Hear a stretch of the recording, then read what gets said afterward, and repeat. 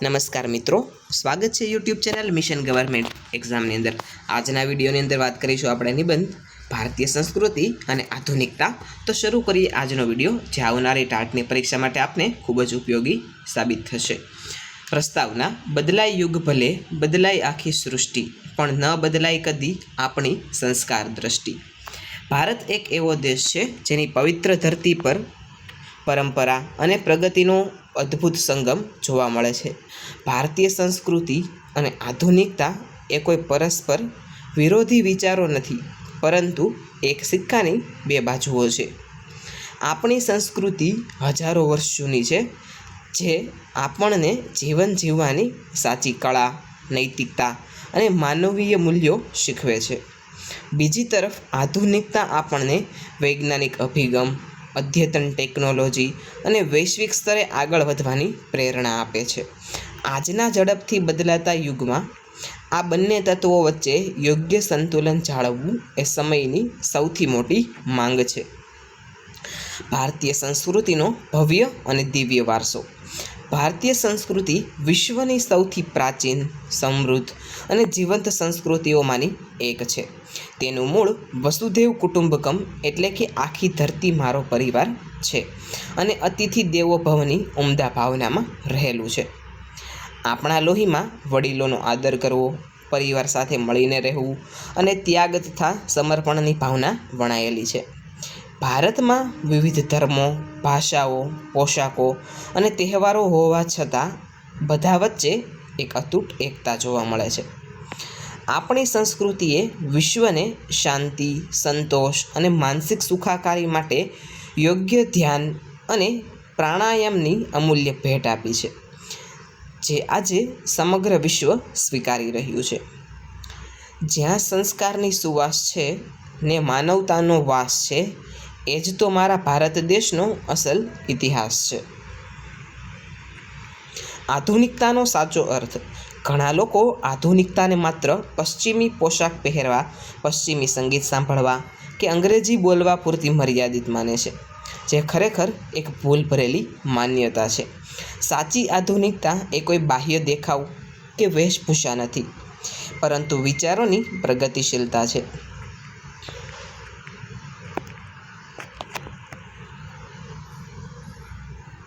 અંધશ્રદ્ધા, કુરિવાજો અને સંકુચિત માનસિકતાને છોડીને દરેક બાબતને તર્કબદ્ધ રીતે વિચારવી એ સાચી આધુનિકતા છે। જાતિ, જ્ઞાતિ કે લિંગના ભેદભાવ વગર સમાજની દરેક વ્યક્તિને સમાન અધિકાર અને સ્વતંત્રતા આપવી તે આધુનિક વિચારસરણીનું ઉત્તમ લક્ષણ છે। શિક્ષણ, સ્વાસ્થ્ય અને ઉદ્યોગ ક્ષેત્રે નવી ટેકનોલોજીનો સ્વીકાર કરીને માનવ જીવનને વધુ સરળ અને સુવિધાજનક બનાવવું એ આધુનિકતાનો મુખ્ય ઉદ્દેશ્ય છે।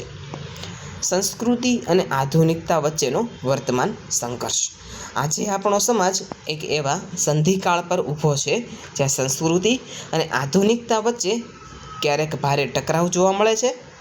આધુનિક બનવાની આંધળી દોડમાં આપણે આપણી અસલ ઓળખ અને નૈતિક મૂલ્યો ગુમાવી રહ્યા છીએ। ભૂતકાળમાં આપણી પાસે સંયુક્ત પરિવારની સુંદર વ્યવસ્થા હતી, જ્યાં પરસ્પર પ્રેમ, હૂંફ અને સુરક્ષાની ભાવના હતી, પરંતુ આધુનિકતાના પ્રભાવ હેઠળ આજે વિભક્ત પરિવારો વધી રહ્યા છે, જેને કારણે માણસ ભૌતિક રીતે સમૃદ્ધ થયો છે, પણ માનસિક રીતે એકલો પડી ગયો છે। સાત્વિક આહાર અને પ્રકૃતિ સાથેના જોડાણની જગ્યાએ આજે ફાસ્ટ ફૂડ અને બેઠાડુ જીવનશૈલીએ લીધી છે, જેનાથી શારીરિક અને માનસિક તણાવ વધ્યો છે। અગાઉ લોકો એકબીજાને રૂબરૂ મળતા અને તહેવારો સાથે ઉજવતા, જ્યારે આજે લોકો સોશિયલ મીડિયાની આભાસી દુનિયામાં એટલા વ્યસ્ત થઈ ગયા છે કે બાજુમાં બેઠેલી વ્યક્તિ સાથે વાત કરવાનો પણ સમય નથી રહ્યો। પશ્ચિમના પવનમાં વહી ન જવાય એનું ધ્યાન રાખજો। આધુનિક બનો ભલે, પણ પોતાના સંસ્કાર જીવંત રાખજે। બંને વચ્ચે સમન્વયની અનિવાર્યતા: ભારતીય સંસ્કૃતિ ક્યારેય જળ કે પથ્થર જેવી નથી રહી, તે હંમેશા નદીના પ્રવાહની જેમ પરિવર્તનશીલ અને સ્વીકાર્ય રહી છે। જેમ દૂધમાં સાકર ભળે, તેમ આપણી સંસ્કૃતિએ બહારથી આવતા સારા વિચારોને હંમેશા પોતાનામાં સમાવી લીધા છે.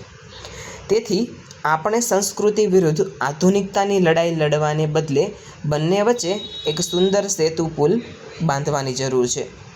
આપણું શિક્ષણ એવું આધુનિક હોવું જોઈએ જે યુવાનોને વૈશ્વિક સ્તરે રોજગારી અને સફળતા અપાવે, પરંતુ સાથે જ તેમાં નૈતિક મૂલ્યો અને દેશભક્તિના સંસ્કારોનું સિંચન પણ હોવું જોઈએ. આપણે સ્માર્ટફોન, કમ્પ્યુટર અને ઇન્ટરનેટ જેવી આધુનિક ટેકનોલોજીનો ઉપયોગ આપણું જ્ઞાન વધારવા અને પ્રગતિ કરવા માટે કરવો જોઈએ, નહીં કે પરિવારના સભ્યો વચ્ચે અંતર લાવવા માટે. સ્વાસ્થ્યના ક્ષેત્રમાં પણ આધુનિક તબીબી વિજ્ઞાનની સાથે આપણી પરંપરાગત આયુર્વેદ અને યોગ પદ્ધતિને અપનાવીને આપણે વધુ સુખી જીવન જીવી શકીએ છીએ. સ્વામી વિવેકાનંદજીએ ખૂબ જ સુંદર વાત કહી છે કે આપણે પશ્ચિમના દેશો પાસેથી વિજ્ઞાન, સંગઠન શક્તિ અને ટેકનોલોજી શીખવાની જરૂર છે, પરંતુ બદલામાં આપણું ભવ્ય આધ્યાત્મિક જ્ઞાન અને માનવી મૂલ્યો તેમને આપવાના છે. આ જ સાચો સમન્વય છે. ઉપસંહાર: ભારતીય સંસ્કૃતિ એ આપણું મૂળ છે અને આધુનિકતા એ આપણી પાંખો છે. કોઈ પણ વૃક્ષ ગમે તેટલું ઊંચું થાય, જો તે પોતાના મૂળિયા સાથેનો સંબંધ તોડી નાખે તો તેનું સુકાઈ જવું નિશ્ચિત છે. તેવી જ રીતે આપણે ગમે તેટલી વૈજ્ઞાનિક પ્રગતિ કરીએ, આકાશ આંબી લઈએ કે આર્થિક રીતે સમૃદ્ધ બનીએ, પણ જો આપણે આપણા સંસ્કાર, સંસ્કૃતિ અને માનવતાને ભૂલી જઈશું તો આપણું પતન નક્કી છે. આપણે આધુનિકતાના વિજ્ઞાનરૂપી રથ પર સવાર ચોક્કસ થવાનું છે, પણ તે રથની લગામ હંમેશા ભારતીય સંસ્કારોના હાથમાં રાખવાની છે.